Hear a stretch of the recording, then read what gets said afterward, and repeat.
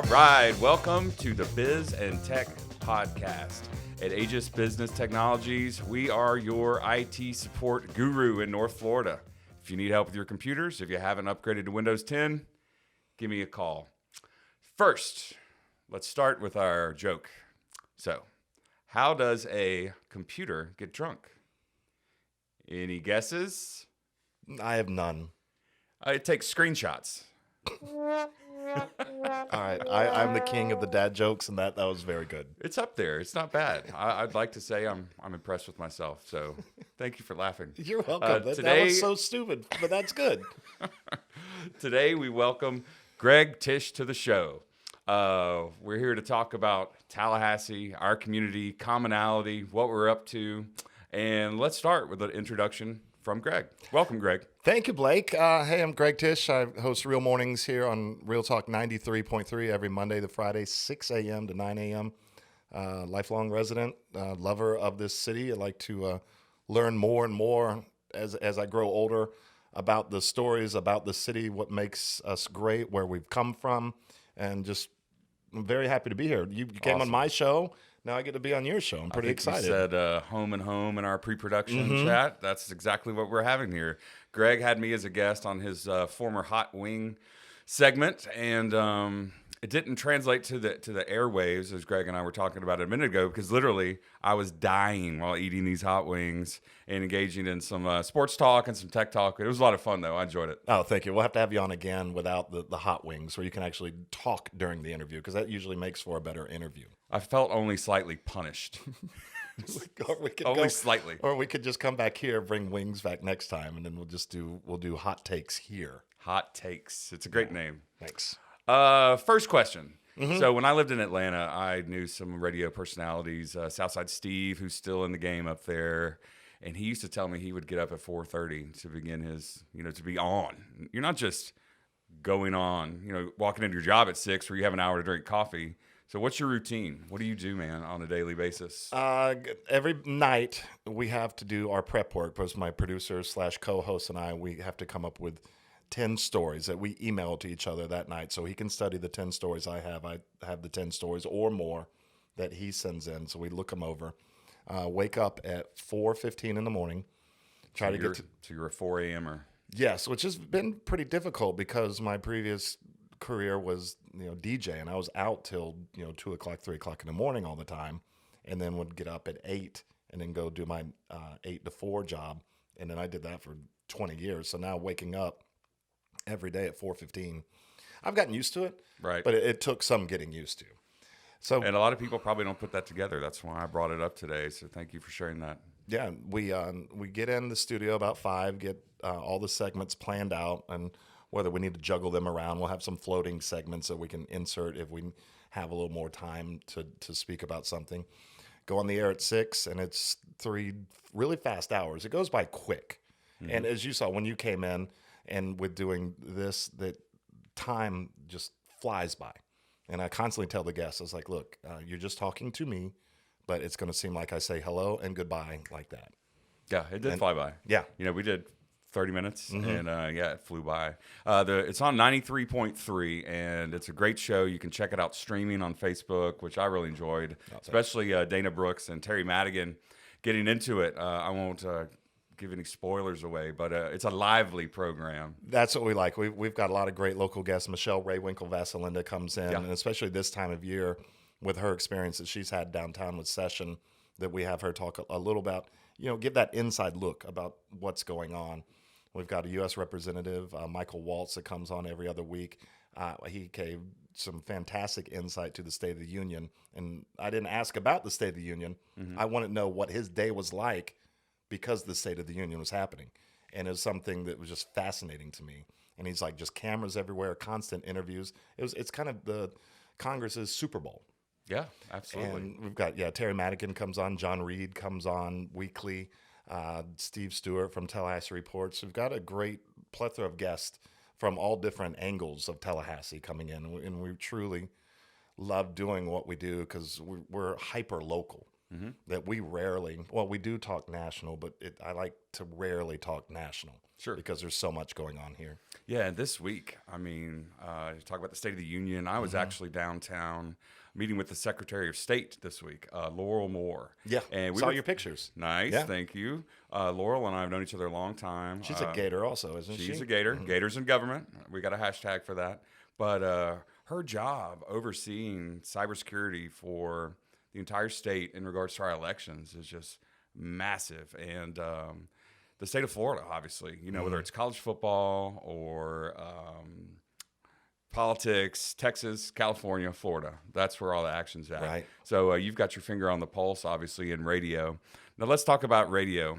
So you mentioned DJ, because when I first met you, when I rolled into Tallahassee 14 years ago, I would see you at the Chef Sampler. I would see you at the Chamber Conference. I would see you just about anywhere. If I walked outside of my house, I would see you at some sort of event. Well, you'd put that injunction against me on that. So right. I've stopped hanging outside of your house. Hey, bro, what's up? Let's have a beer. Anyway, just kidding on that front. But Greg was always everywhere. And to be that much out in the community, was that monetary driven by your DJing, or were you are you that guy that wants to be out there, out and about every day? Yes. Does that make sense? Check all the boxes. Yeah, check all the boxes. Anything. Well, if there was any time during my DJ career that there was anything charity involved, I never charged them. It was something that I felt that we needed to do, and like Chef Sampler, that was pro bono. That type of probably, thing? Yeah, I That's think awesome, so. man. Yeah, I mean, because I think I was emceeing that one year, and that was 2010, because that was the first year that Jimbo was named the head coach. Okay, it's funny how we can relate our lives to college football events. Yeah. That was the year we won the national championship. That was the year we had 4 wins. Yeah, I do the same thing. Yeah, but monetary, not as much. The Chamber, that was a fantastic event that when Capital City Bank sponsored the after party, Right. they would bring me over, and I would work for 3 hours that weekend. Okay. But I would be able to attend all the events. And I think one time the city hired me also to run a Tallahassee City trivia at one of the breakout sessions, and that was a lot of fun. I miss going back. So if anybody needs to hire a trivia guy for next year's Chamber, I'm pretty good. So I've been watching a lot of Curb Your Shameless Enthusiasm. plugs, Yes. and I've been watching it too. Yeah, so He's on a roll this year. Yeah. The hat scene, classic. Watch Larry David. He's on fire. love that show. So radio, how'd you get into it? What went on? I've been in love with music and for as long as I can remember, and I'd wanted to be a radio DJ for as long as I could remember. And so when I was probably 23, I got a job at a former oldies station in town, and they put me on overnight shifts. And I found out that wasn't really for me at the time. And mobile DJing was Oldies or overnight shifts? oldies overnight shift. No, I love the oldies because Right. this was, I'm going to date myself. This is 93. So there was no internet hooked up in the studio. They just had books, Billboard, year in music, 1955, 56, 57, go with all the oldies, their format. So I'd go through the books. We're talking oldies. Yeah. Not classic No, rock. because now I oldies gotcha. is 80s. Yeah, But I'm thinking this was, Brian Adams oldies. No, You're no, thinking- no, no. You're This saying is- BB King. Yeah. I So got I you. would go through these Billboard books, and I was like, just find out what was number one in September of 59. Just go through. I was like, oh, I've never heard that song. So I'd put the CD in and listen. It was CDs. It wasn't vinyl. And then I found out quickly that really wasn't for me because this new mobile DJing had started really kicking in around Tallahassee. And I got a job with a friend of mine. He trained me, and all of a sudden I was out every weekend doing that.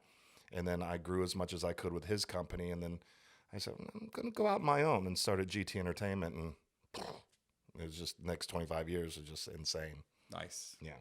So All right, well, shifting gears a little bit. You're a big sports fan. I'm a big sports fan. After a drought in Gainesville during the McElwain era, we are now enjoying top 10 finishes, top 10 recruiting classes. How's that feel? It feels good. Yeah. It feels good to be back again. And y'all will get there, too. It's all cyclical.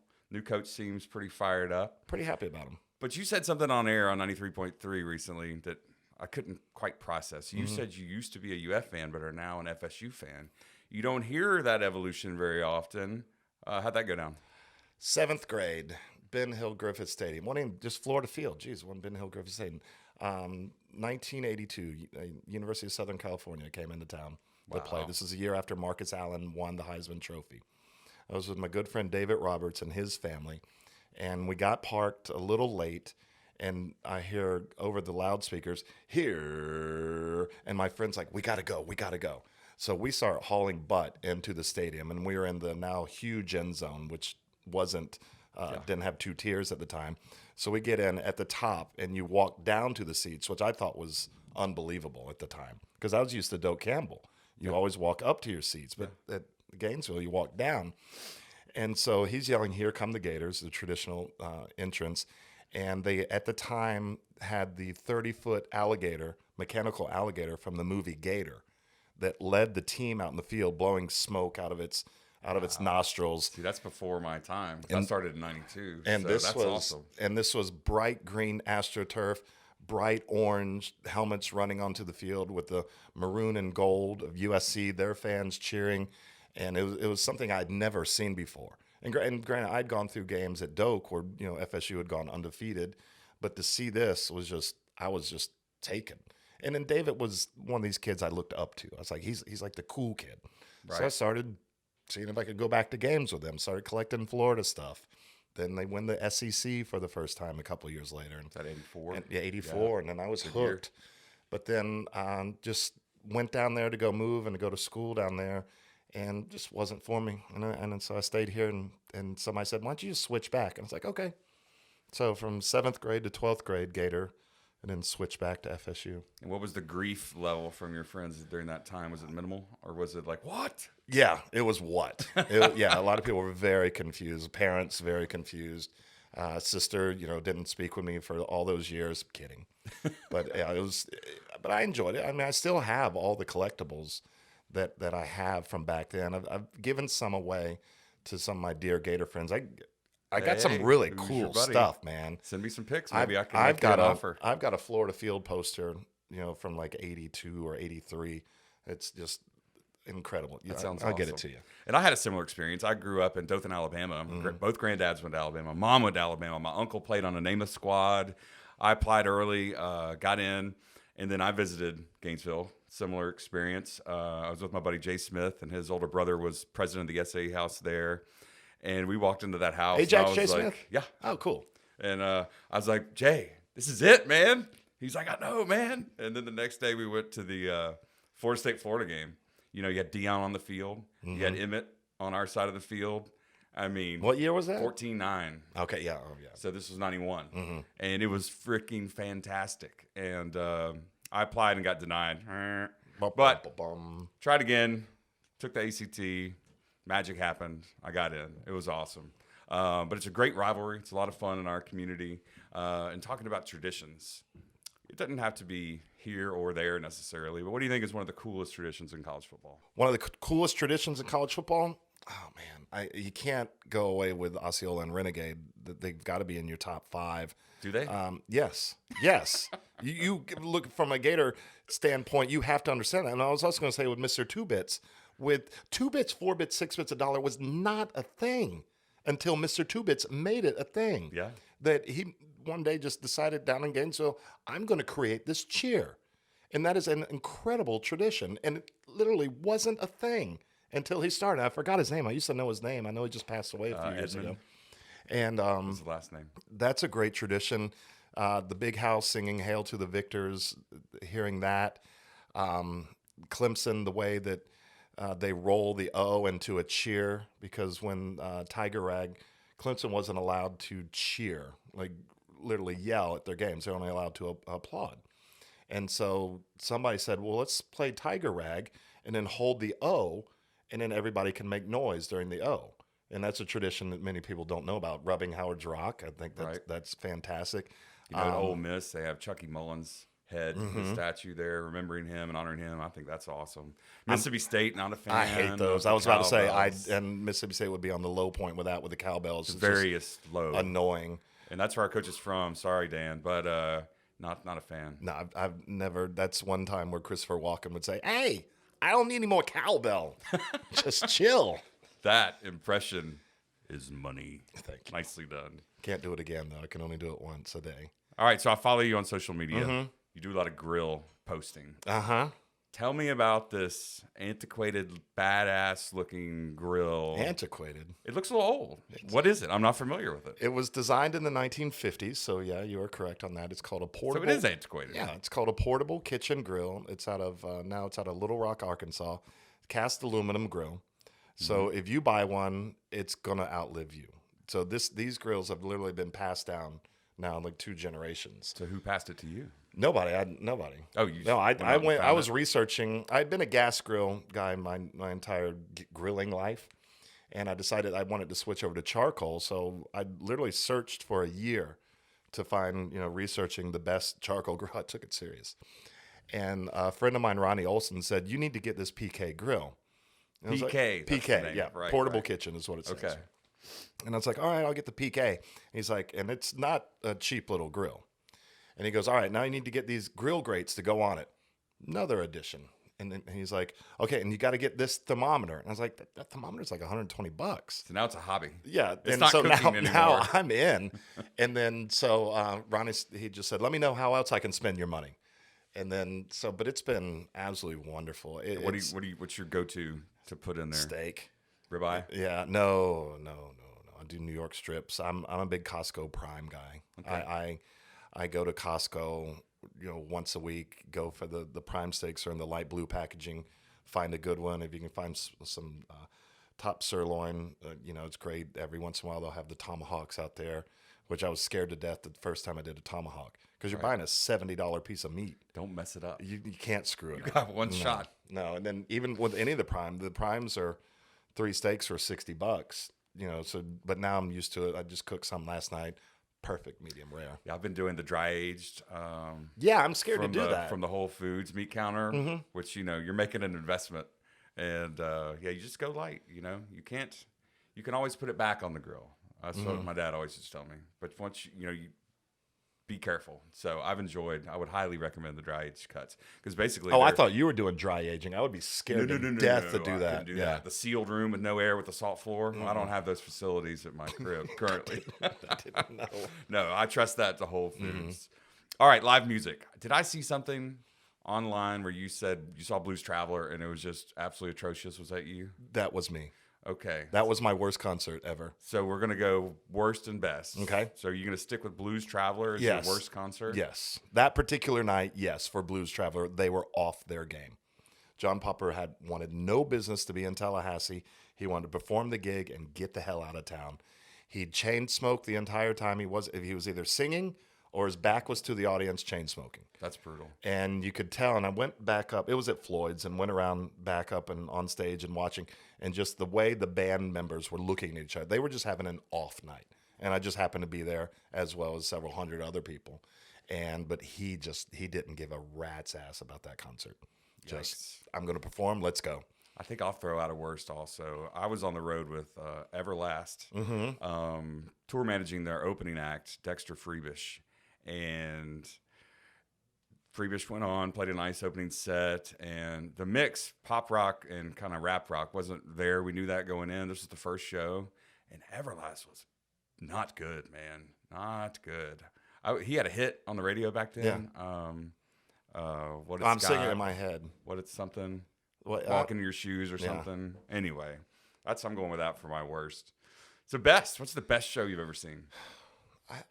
Maybe the first time I saw Journey with Arnel Pineda, 2008, Chastain Park in Atlanta, and they were the finale for. First, it went Cheap Trick, Heart, and then Journey with their fourth lead singer. Greg Rowley was first, Steve Perry second, Steve Aguilera, and then Arnel Pineda.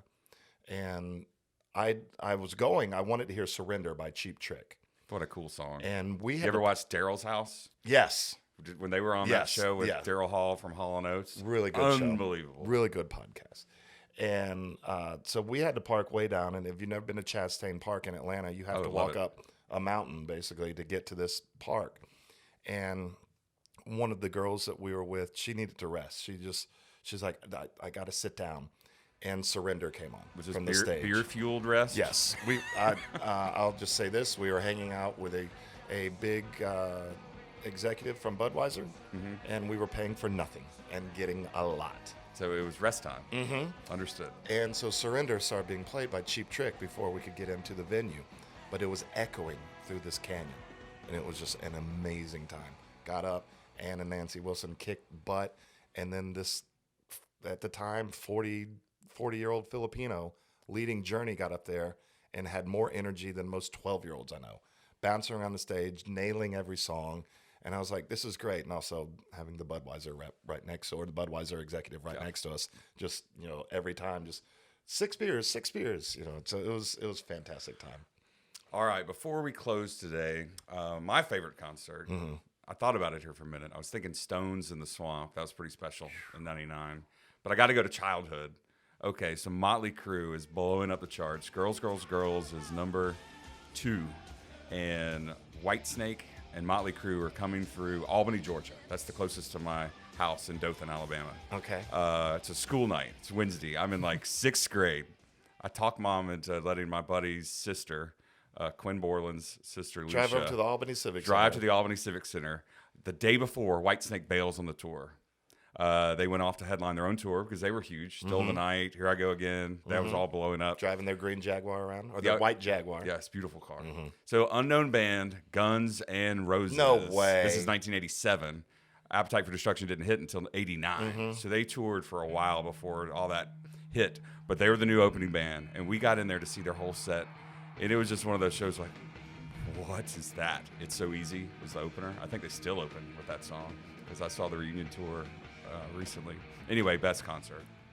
All right, as we close today, we're in Tallahassee, Florida. We're lucky enough to live in a community that supports one another, that is always there for each other. We've got sports, we've got politics, we've got it all. But what's your favorite part about Tallahassee? I think you just nailed it. I think that I can go out and say somebody's in need of something, a family, an organization, just anything is in need of something. I can make a few phone calls and call you. You can get on the phone and call people. And within a certain amount of hours, we can have something organized for people just wanting to help. Not wanting anything in return, but just wanting to help. I can go back to Hurricane Michael. My friends in my second home, basically Apalachicola, were struggling. And I reached out to one of the owners of a restaurant there. The restaurant owners had set up in downtown Apalachicola and were cooking for the residents. And they're like, we're running out of food. Can you get us some food? We went up and organized within 3 hours. We're up at Costco, and they allowed us to sit out front with the radio station van. And within 2 hours, that van was packed, another truck was packed, and we headed down to Apalachicola. That's what I love about this community. During that time, I saw you and I saw Tom with Bow Stern constantly just doing what all of us wanted to do. Tom lived over there, just basically. Going over there, back and forth. We would load up supplies with one of our employees who, his girlfriend, their family lived over there. We would just load them up with, because at that point, a few weeks in, months in, it's like, we don't want any more water. We need batteries. We need diapers. That's when it really got real for me. Like, these people are literally struggling. Yeah. And it's with Michael, with one of the organizations I'm very proud to start was, or co-start, was the Tallahassee Kickball Association. It's still going on. And we got together and we wanted to do something fun in a way to give back to the community. So we started the Tallahassee Kickball Association. And every season, there's 3 seasons in a year. And every season we would pick a different local charity to give all the proceeds from that season to. That's awesome. And it started, I think the first season we gave $3,000 or something to a smaller charity, something where $3,000 would make a huge splash in the pond and not just a little pebble going in. Now, I believe it's like the average is like $12,000 per season to local charities. And it's just something, I miss playing the game, but I'm old. And we can't risk injury at our age, can we? No, I hung it up. But it's just the amount of people that come out, not only play a children's game as adults, but knowing that they're giving back to the community. And then, probably $200,000 that organization is given back. And it's just great. And just I could go, we could literally talk for hours about how much I love this community and everybody that gives back, business leaders, just, everybody. It just warms my heart. And that's why I'm proud to call Tallahassee my home. Tallahassee proud, man. Awesome. Yeah. Awesome. All right, everybody. Thanks for joining us today. Next time, we'll have County Commissioner Kristen Dozier as our guest. And remember, if your computers aren't working, give us a call. It's shameless plug time. And if you need to be entertained between 6 and 9, 93.3, Greg Tish. That's your guy. Thank you, Matt King and Level Up Media, for producing today's episode. Have a great February. Look for us at the Treehouse Kids Shelter event later in the month, and give us a call. Thanks for checking out Biz and Tech.